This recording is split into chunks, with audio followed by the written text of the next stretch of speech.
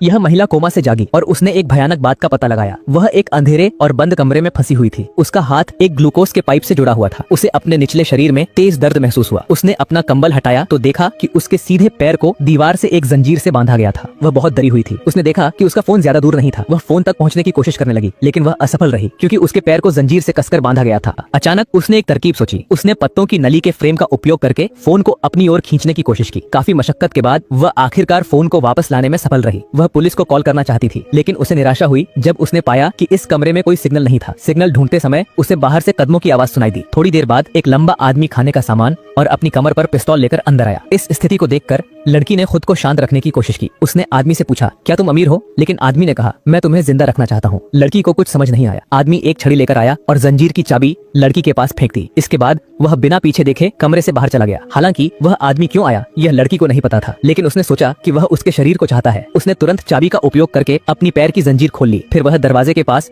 स्थिति का जायजा लेने गई। यहाँ केवल समझदारी ही उसे बचा सकती थी। अचानक उसे एक तरकीब सूझी। उसने चाबी उठाई और उससे छड़ी को नुकीले हथियार की तरह तेज बना दिया। फिर वह अंधेरे कोने में छुपकर आदमी पर घातक वार करने के लिए तैयार हो गई। लेकिन काफी समय इंतजार करने के बाद भी आदमी अंदर नहीं आया। तभी उसने दीवार पर बनी एयर वेंट को देखा। उसने वेंट की बाहरी सुरक्षा खोल ली। फिर उसने एक माचिस निकाली और जलते हुए कपड़ों को वेंट में डाल दिया। जल्द ही पूरे कमरे में धुआं भर गया। अचानक बाहर से जोर से कदमों की आवाज आई। लड़की ने मौके का फायदा उठाते हुए जोरदार वार किया, पर आदमी उसके वार से बच गया। उसने लड़की को एक इंजेक्शन लगाकर बेहोश कर दिया। जब लड़की दोबारा होश में आई तो वह आदमी पास ही बैठा हुआ था। लड़की ने उससे गुहार लगाई कि वह उसे जाने दे। लड़की के दृढ़ निश्चय को देखकर आदमी ने सच बताने का फैसला किया। उस आदमी ने लड़की को सच बताया कि यह दुनिया का अंत हो चुका है। बाहर की हवा जहरीली हो गई है और इसका कारण एलियन थे। अब मानवता विलुप्त होने के कगार पर थी, लेकिन सौभाग्य से उसने दुनिया के अंत के लिए एक किला बनाया था जो बचने की आखिरी उम्मीद थी। एलियंस के धरती पर उतरने से ठीक पहले लड़की, जो कार एक्सीडेंट का शिकार होने वाली थी, को अचानक उसके तहखाने में ले जाया गया। जाने से पहले नाम डेविड बताया, लेकिन लड़की उसकी बातों पर यकीन करने को तैयार नहीं थी। जब उसने देखा कि दरवाजा खुला है तो वह धीरे धीरे